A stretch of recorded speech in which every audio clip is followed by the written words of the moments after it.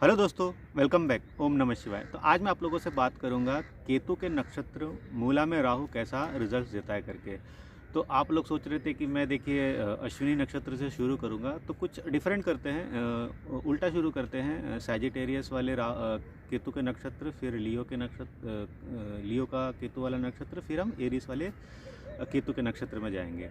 तो देखिए मूला नक्षत्र के बारे में ज़रा जान लेते हैं। मूला नक्षत्र को देखिए, जिनका भी देखिए मूला नक्षत्र से जिनको थोड़ा बहुत पता है उनको पता है कि ये वन ऑफ द डेंजरस नक्षत्र होता है। डेंजरस नक्षत्र ये है कि ये नक्षत्र में बहुत ज़्यादा एनर्जी होती है। बेसिकली केतु के कोई भी नक्षत्र में एनर्जी बहुत ज़्यादा होती है, और ख़ास करके मूला नक्षत्र वाली जो केतु की एनर्जी होती है वो बहुत ज़्यादा डिस्ट्रक्टिव होती है। एक तो देखो ये पूरा ही फायरी हो जाता है, क्योंकि एक तो सैजिटेरियस साइन है, जुपिटर का ज़ोडिएक साइन है। वहाँ पे केतु का देखिए, जैसे कि अब नक्षत्र है जो कि मूला, इसको देखिए जड़ से कोई भी चीज़ को आप कह सकते हो कि ख़त्म हो जाना ज़िंदगी में और एक नई शुरुआत। तो सिर्फ ऐसा नहीं होता कि रूट्स, इस नक्षत्र का जो सिंबल होता है, तो उसका मतलब ये नहीं होता कि सिर्फ वो रूट्स को शो करता है, बट इसका मतलब ये होता है कि आपकी एक ज़िंदगी में कोई चीज़ चली आ रही थी ना, अब ऑब्वियसली वो कहाँ पे हो रहा है, कौन से हाउस में हो रहा है, तो आप इसमें प्रेडिक्ट कर सकते हो कि अच्छा ये वाली जो चीज़ है ना, ये कम्प्लीटली ख़त्म होके इसकी ज़िंदगी में जाएगी और फिर एक नई चीज़ आएगी जिससे हमें सुख हासिल होगा। तो अगर आपको ऐसा लग रहा है कि यार एक मेरा जो कि जॉब है जहाँ पे मेरा बहुत अच्छा पैकेज है, मंथली 1 लाख रुपए मैं कमा रहा हूँ, बहुत अच्छा चल रहा है, तो आप गलत हो अगर आपकी कुंडली में मूला नक्षत्र एक्टिव है, और जिस दिन उस मूला नक्षत्र के कोई महादशा ऐसा कुछ आ जाता है, वो जॉब आपका कम्प्लीटली चला जाएगा। इवन हो सकता है कि 1-1 साल आप घर पे बैठे रहो, उसके बाद कोई ऐसा जॉब आएगा जिसमें आप शायद 2 लाख रुपए कमा रहे हो। तो ये होती है मूला नक्षत्र की एबिलिटी, कि वो जो आप सोचते थे ना, जिस चीज़ पे आप कंफर्ट लेके बैठे रहते थे, वो हमेशा के लिए ख़त्म हो जाएगा, स्ट्रगल कराएगा, देन एक न्यू बिगनिंग कराएगा।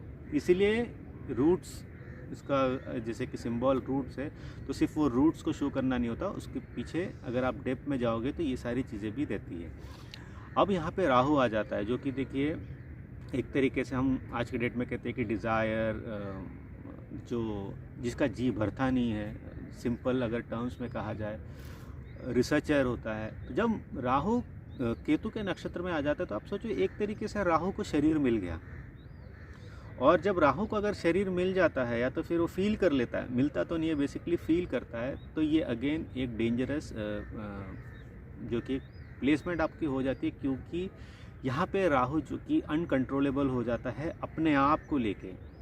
अब वो अपने आप को लेके जब वो अनकंट्रोलेबल हो जाता है, तो ये नेटिव पे बहुत ज़्यादा असर करता है। तो यहाँ पे आप यूजुअली देखोगे, अब देखो बेसिकली अगेन कौन से हाउस में हो रहा है, आप देखोगे कि उससे रिलेटेड चीज़ों के लिए आप हमेशा फ्रस्ट्रेटेड रहते हो। जैसे कि अगर ये आपके सेकंड हाउस में हो रहा है, तो आप देखोगे कि फैमिली से रिलेटेड चीज़ों को लेकर ना आप हमेशा फ्रस्ट्रेटेड रहते हो, इरिटेटेड रहते हो, कुछ ना कुछ बात को लेकर आप फ्रस्ट्रेटेड ही रहते हो, फाइनेंस को लेकर आप हमेशा फ्रस्ट्रेटेड ही रहते हो, इरिटेटेड ही रहते हो, और चाहते हो कि एक ऐसा चीज़ हो जाए लाइफ में कि वो सारी चीज़ें मेरे हिसाब से चले। और देखिए जब तक राहु रहेगा, वो आपके हिसाब से चलेगा तो भी आप सेटिस्फाइड नहीं होगे, बिकॉज राहु का काम क्या है, डिससेटिस्फैक्शन। जितना भी मिल जाए उससे आप सेटिस्फाइड नहीं होते हो, यही राहु होता है। 10th हाउस में होता है तो जॉब डिससेटिस्फैक्शन रहता है, कितना भी अच्छा पोजीशन पे आ जाए, एक टाइम पे आपका वो डिज़ायर ही था उधर वो चीज़ें करने का, फिर भी उससे खुश नहीं हो। तो बेसिकली प्लेसमेंट ऐसा प्लेसमेंट होता था जहाँ पे आप अपने आप से खुश नहीं होते हो। खास करके जब तक आप स्पिरिचुअली इंक्लाइंड नहीं होते हो, अपने आप को एक ऐसे रूटीन में नहीं डालते हो जहाँ पे आप और भगवान उसके बीच में कोई नहीं है, तब तक ये जो प्लेसमेंट है बहुत तकलीफ़ देगा। इसका मैंने अभी 2-3 दिन पहले मैंने कुंडली देखी थी, किसी ने मुझे एक कुंडली दिखाई थी, बहुत यही प्लेसमेंट था। क्या हुआ मैं आपको आगे समझाऊंगा, पहले इसको और थोड़ा अच्छे से समझ लेते हैं।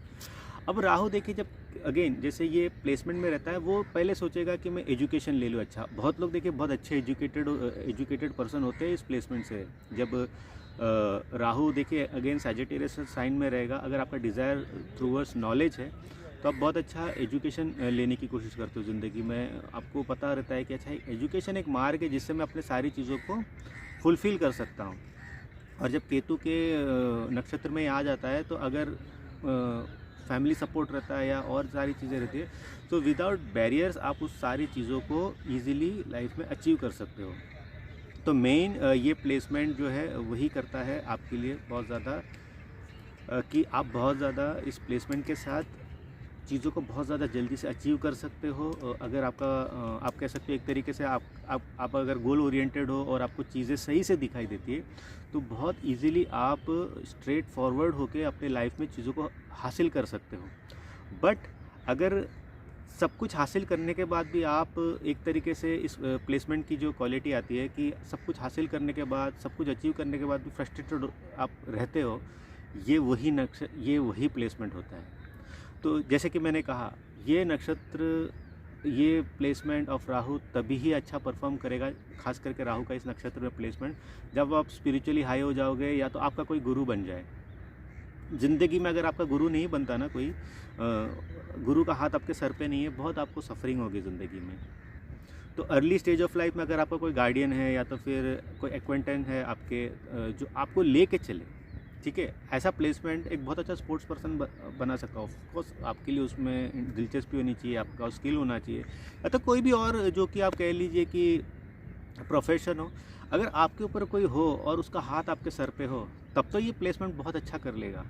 बट अगेन अगर ये आपके देखिए मैरिड लाइफ में भी ये बहुत प्रॉब्लम्स क्रिएट करता है। अगर ये 7th हाउस में ये प्लेसमेंट हो जाए ना, बहुत ज़्यादा मैरिड लाइफ में प्रॉब्लम्स कर देता है। एसेंडेंट में भी होता है, तो अपने लिए ही पर्सन बहुत टाइम पे नुकसान क्रिएट कर लेता है। ड्रिंक करने बैठता है तो उसे पता नहीं होता है कि कब रुकना है। तो ये प्लेसमेंट ये सारी चीज़ें काफ़ी टाइम पे कर देता है।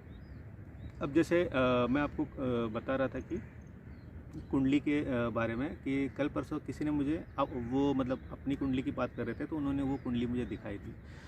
तो उस कुंडली में 5th हाउस में ये सारी चीज़ें हो रही थी कि 5th हाउस में मूला नक्षत्र में जो कि राहु बैठा हुआ था। पर्सन के बहुत ज़्यादा अफेयर्स थे, मैरिज के पहले बहुत ज़्यादा अफेयर थे। पर्सन मिलिट्री में था, one of the brightest person उसे कहा जाता था प्रोफेशन वाइज। फैमिली में ब्राइटेस्ट जो कि बोलते हैं ना कि सन होता है, वैसा था। बट पर्सन जो कि हमेशा डिससेटिस्फाइड रहता था बिकॉज ऑफ लव लाइफ आप कह लो, जो पता नहीं वो कैसे जीता था। उसके बाद क्योंकि देखिए उसका जो कुंडली में वीनस बैडली एफिलिएटेड था, बिकॉज सन एंड केतु के साथ उसका कंजंक्शन था। अब जब राहु की महादशा शुरू होती है, आप सोचो राहु की महादशा केतु के नक्षत्र में है, मतलब केतु के नक्षत्र में राहु है, मूला नक्षत्र में, और राहु की महादशा चालू हो गई।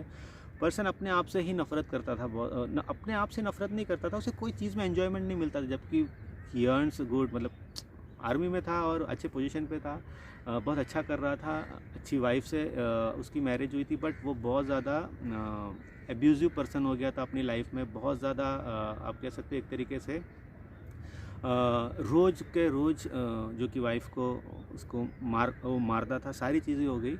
और एक दिन उस पर्सन ने अपने से सुसाइड कर लिया। अब सोचो, एक दिन उस पर्सन ने अपने से सुसाइड भी कर लिया। एक ब्राइटेस्ट माइंड, एक ब्राइटेस्ट आप कह सकते हो कि पर्सन ने ये कर लिया। तो राहु यही करता है। अब जैसे कि मैंने उनको ये चीज़ बोली थी, और आई थिंक 30s में पर्सन ने सुसाइड कर लिया था। मूला नक्षत्र में कोई भी प्लैनेट रहता है, उसके जो डेंजरस जो आप कहते हो ना पॉइंट होता है, वो 27 से 33 की एज होती है।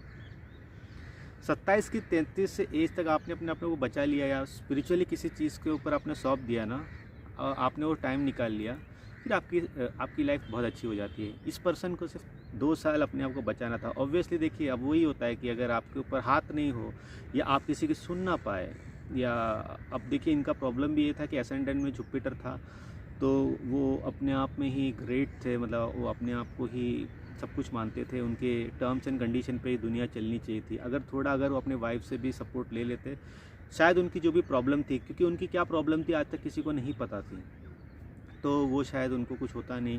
बट यही होता है, राहु इन मूला नक्षत्र, something great disaster in making. अगर सही से अगर चीज़ें अगर हो जाए, और ये जो मैंने एज कहा, तो आप बच सकते हो। मूला नक्षत्र में कोई भी प्लैनेट रहेगा, यही सबसे बड़ा ट्रिकिंग पॉइंट होता है ज़िंदगी का। ये जो मैंने एज कहा, बेसिकली थोड़ा आगे पीछे हो सकता है, बट हाँ, अगर इसको सही से किसी ने लेके चला, वो बहुत ऊपर जा सकता है। बट ये कभी भी काफ़ी टाइम पे देखा जाए तो ये मेंटल सेटिस्फैक्शन नहीं देता है।